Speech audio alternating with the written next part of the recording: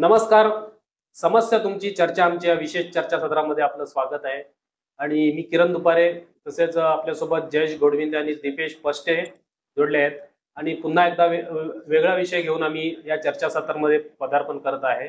आजचा विषय असा आहे की सद्यस्थितीत पूर्ण भारतभर भारत जोडो न्याय यात्रा चालू आहे, जी राहुल गांधी यांच्या नेतृत्वाखाली आहे. आणि आता काही दिवसात ती आपल्या पालघरमध्ये पदार्पण करणार आहे. मोखाडा, जव्हार, विक्रमगड आणि वाडा अशी ती मार्गस्थ होणार आहे.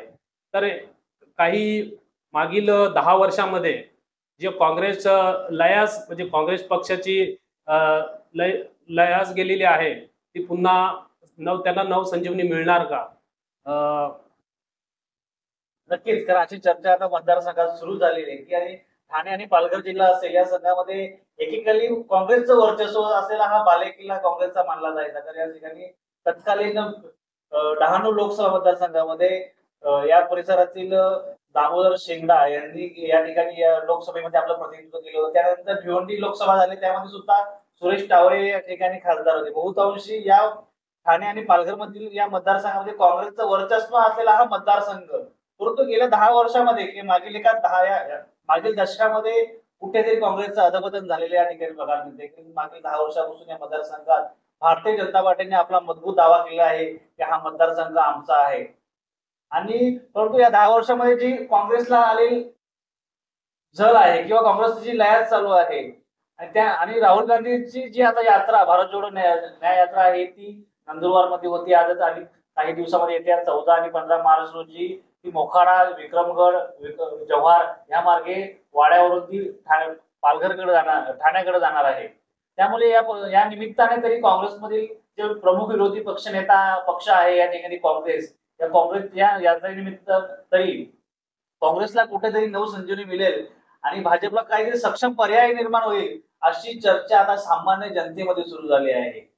कारण एक तर आता काही दिवसातच निवडणुका लागणार आहेत, परंतु काँग्रेसच्या जी उमेदवारी आहे कुठेही थांगपत्ता नाही. काँग्रेसच्या उमेदवार कुठेही चर्चा सुद्धा सुरू नाहीये. आणि काही दिवसांचा आपण बघता की याच मतदारसंघावर आता राष्ट्रवादीने सुद्धा डोला ठेवायला सुरुवात केली आहे. कारण काँग्रेसचं कुठेतरी कमी होतंय वर्चस्व. त्या निमित्ताने काँग्रेसने पाळेमामांचं नाव कुठेतरी पुढे यायला सुरू झालं की आमचा सुद्धा या मतदारसंघावर वर्चस्व आहे. काय वाटतं दिपेश तुला? हो, अगदी बरोबर आहे. कारण गेल्या 10 वर्षांपूर्वीचा जर इतिहास आपण जर बघितला तर यामध्ये काँग्रेसचं वर्चस्व म्हणजे काँग्रेसचा बालेकिल्लाच म्हटला तरी काही हरकत नाही. असं वर्चस्व असताना भाजपाकडून निवडणूक लढवली गेली युती माध्यमातून आणि गेली 10 वर्ष ही सत्ता भाजपच्या हातामध्ये या परिसरामधली होती.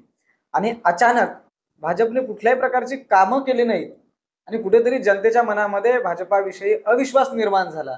आणि त्याच अनुषंगाने प्रत्येक मतदाराच्या मनामध्ये एक काँग्रेसविषयी पुन्हा आस्था निर्माण झाली. परंतु काँग्रेसकडे असा सक्षम नेता आहे का, हा सुद्धा प्रश्न उपस्थित होत होता. आणि लोकसभेच्या पार्श्वभूमीवर बरेचशी नावं पुढे यायला लागली आणि काही 2 ते 3 नावं अशी होती की त्यांच्या नावापुढे काँग्रेस लावलं जात होतं, परंतु काँग्रेसमधून नाव डिक्लेअर केलं जात नव्हतं. मग काँग्रेसमध्ये नाव का डिक्लेअर केलं जात नव्हतं का? राहुल गांधी यांची भारत जोडो जी न्याय यात्रा होती त्याची वाट बघत होते का? आणि आज जे दिवस या काँग्रेसला पुन्हा एकदा या मतदारसंघामध्ये आलेले आहेत, कारण भाजपाने कुठली कामं केली नाहीत अशी सुद्धा भीती निर्माण झालेली की जी समाज माध्यमांवर फिरते की भारत जोडो न्याय यात्रा इकडे येते आणि पुन्हा एकदा काँग्रेस भरारी घेणार आणि लोकसभा निवडणूक जिंकणार सुद्धा. आणि त्याच अनुषंगाने भाजपाने काही दिवसांपूर्वी एका जो कित्येक वर्ष मुद्दा चालला होता, गेल्या 10 वर्ष हा मुद्दा चालला होता भिवंडी महामार्गाचा, आणि त्याचं भूमिपूजन घाईघाईमध्ये केलेलं आहे. म्हणजे ही भीती सुद्धा कदाचित भाजपामध्ये असेल की काँग्रेस कदाचित उमेदवार देणार आणि तेवढंच आपल्याला भारी सुद्धा होणार, आणि कदाचित हा मुद्दा घेतला असावा. आणि नक्कीच या भारत जोडो यात्रेचा फायदा इथल्या काँग्रेस पदाधिकाऱ्यांना, नेत्यांना होण्याची शक्यता आहे. दिपेश बोलतोय, पण आपण एकीकडे ग्राउंड लेवलला बघतो की काँग्रेसचं जे स्थानिक लेवलचं जे नेतृत्व असतील, कार्यकर्ता असतील, हे कुठेतरी सामान्य जनतेशी त्यांचं नेटवर्क कुठेतरी जुळत नाहीये. तर आपण गेल्या अनेक मागील जे आपण 10 वर्षाचा कार्यकाळ बघितला तर या ठिकाणी स्थानिक लेवलला जे नेतृत्व असायला पाहिजे. कारण पालघर जिल्हा परिषद असो किंवा ठाणे जिल्हा परिषद किंवा पंचायत समिती असो, या ठिकाणी कुठेही स्थानिक लोकप्रतिनिधी काँग्रेसचे नाहीये.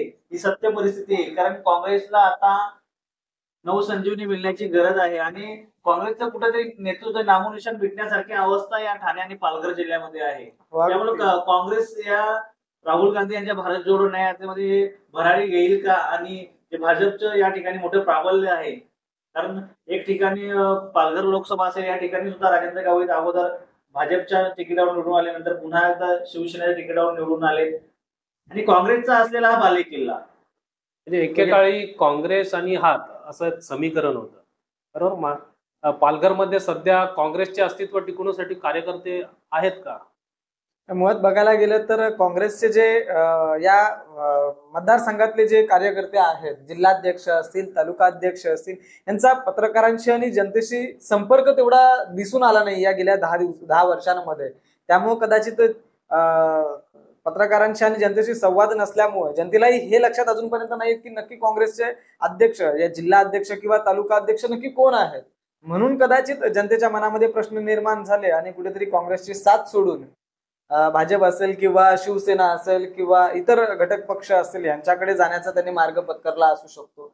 आता या भारत जोडो यात्रेमुळे पुन्हा एकदा काँग्रेसकडे मतदार वळणार का, म्हणजे या 2 दिवसांमध्ये पूर्ण समीकरण बदलणार का?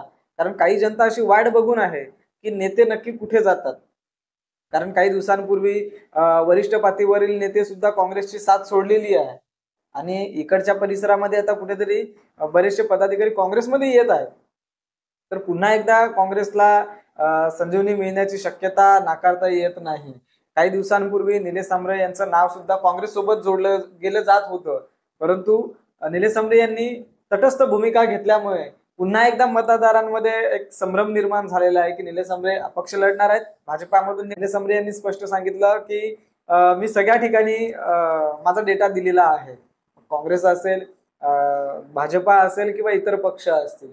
म्हणून जनता आता या भारत जोडो न्याय यात्रा जी आहे, कारण बऱ्याचशा ठिकाणी राहुल गांधी यांना जनतेचा प्रतिसाद चांगला मिळत आहे, चांगली सहानुभूती मिळत आहे, म्हणजेच पालघरमध्ये सुद्धा ही सहानुभूती मिळणार का हे येत्या 2 दिवसामध्ये नक्कीच समोर येईल. तुर्तास हे चर्चासत्र आपण इथे थांबवत आहोत आणि नक्कीच जेव्हा राहुल गांधी या यात्रेमधून पालघरमधून मार्गस्थ होतील, नक्कीच आढावा घेऊन आम्ही पुन्हा तुमच्यासोबत जोडले जाऊ.